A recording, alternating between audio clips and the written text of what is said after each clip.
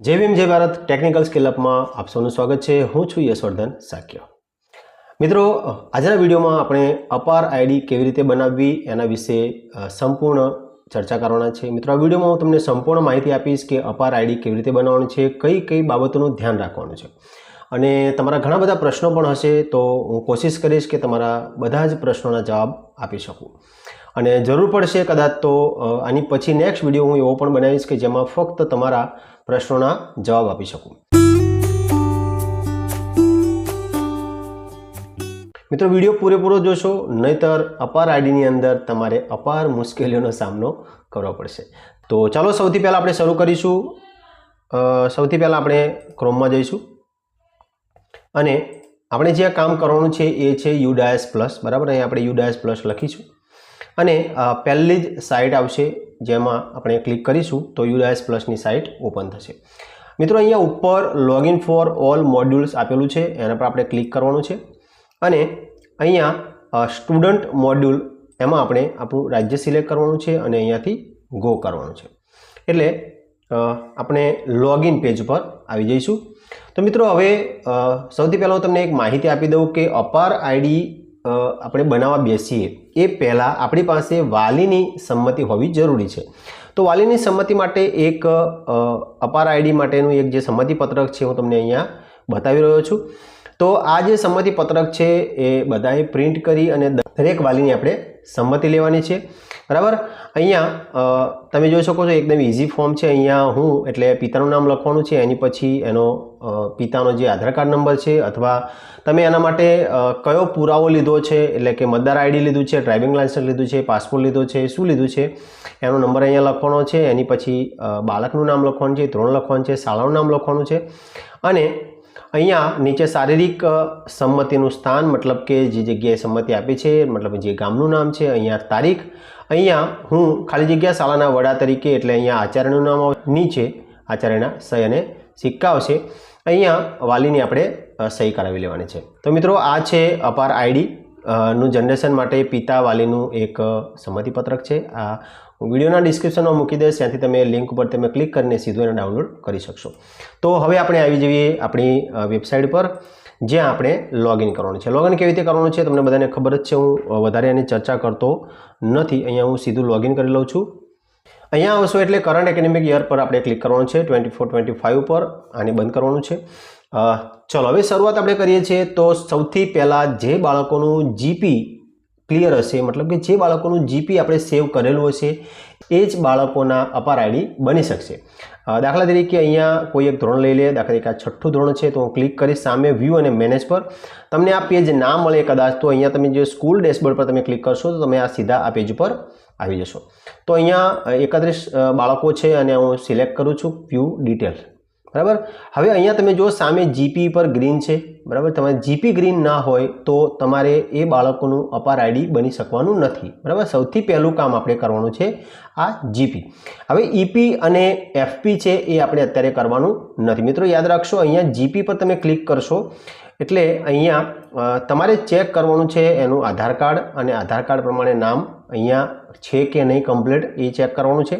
બાકીની જે વિગતો છે એ બધી લગભગ આગળ આપણે ભરેલી જ છે, છતાં ચેક કરી લેવાની છે અને નીચેથી સેવ કરી લેવાની છે, બરાબર।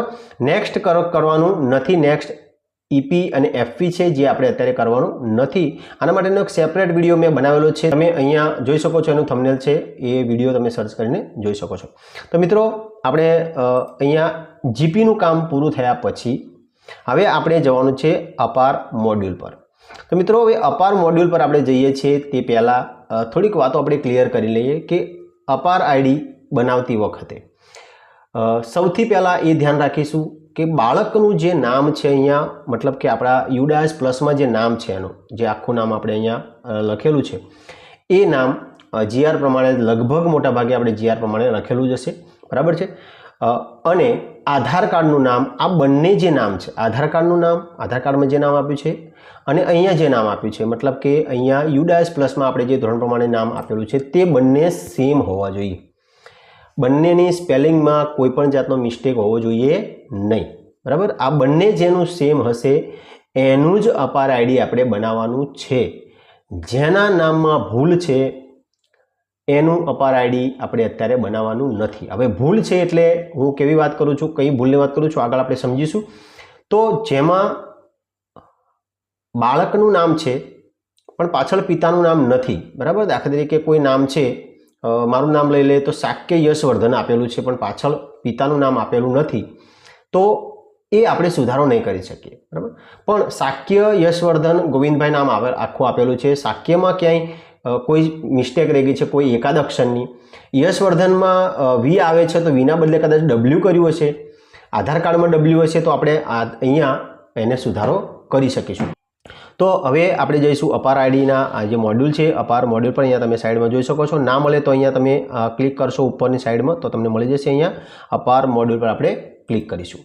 ચાલો, હવે અહીંયા તમે જોઈ શકો છો કે અત્યારે તો કોઈ ઓપ્શન જોવા મળતું નથી. અહીંયાથી આપણે ધોરણ સિલેક્ટ કરવાનું છે. અહીંયા હું ધોરણ 6 સિલેક્ટ કરું છું.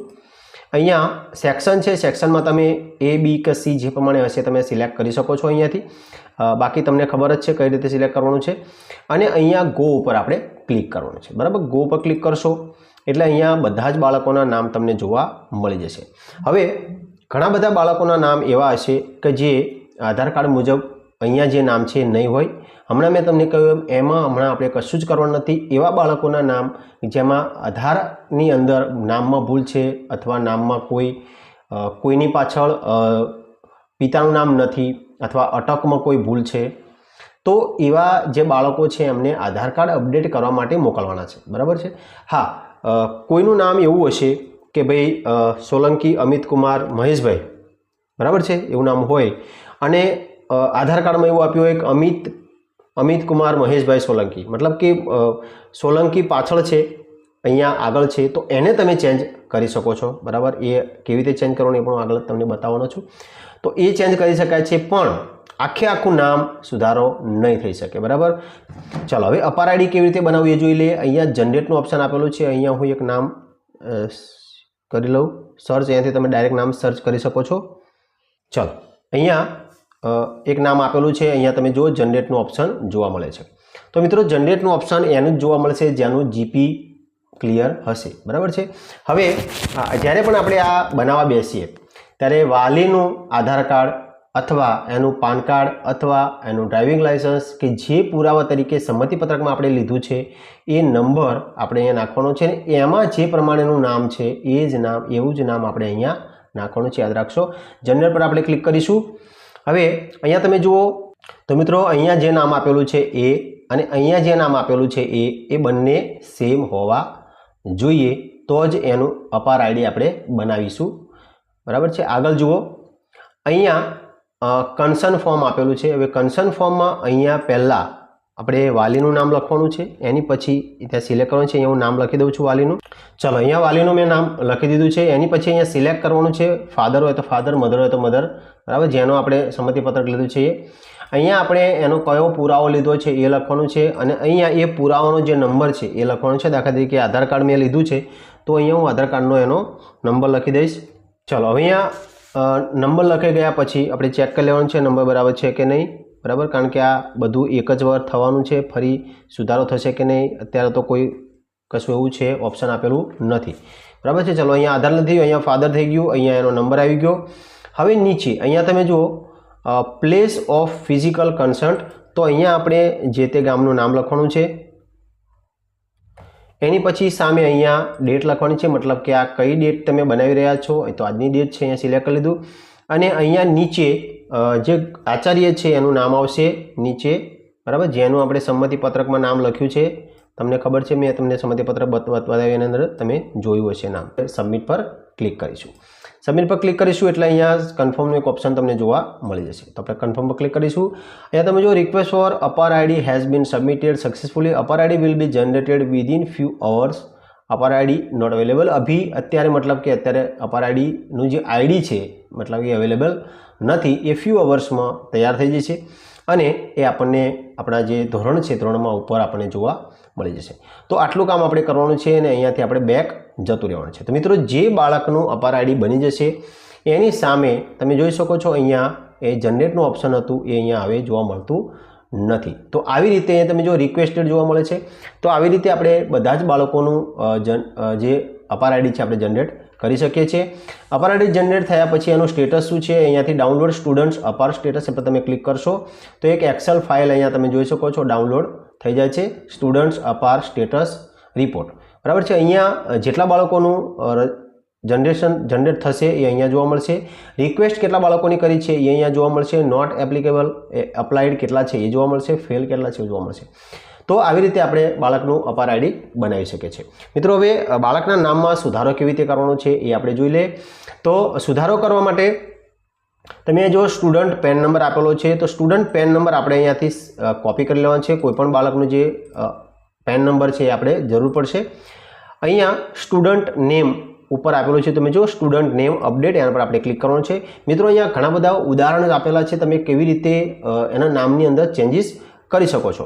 તો સૌથી પહેલાં તમે જુઓ અહીંયા લખેલું છે rearrange of words in name, દાખલા તરીકે જો મોહિત કુમાર શર્મા લખેલું છે તો તમે એને શર્મા મોહિત કુમાર કરી શકો છો અને કુમાર મોહિત શર્મા પણ કરી શકો છો। મતલબ કે અહીંયા નામમાં મિસ્ટેકમાં કોઈ પણ સ્પેલિંગ મિસ્ટેક અહીંયા જોવા મળતી નથી, ફક્ત અટક જે છે એ આગળ પાછળ કરેલી છે અને કુમાર જે છે એ અહીંયા આગળ પાછળ કરેલું છે।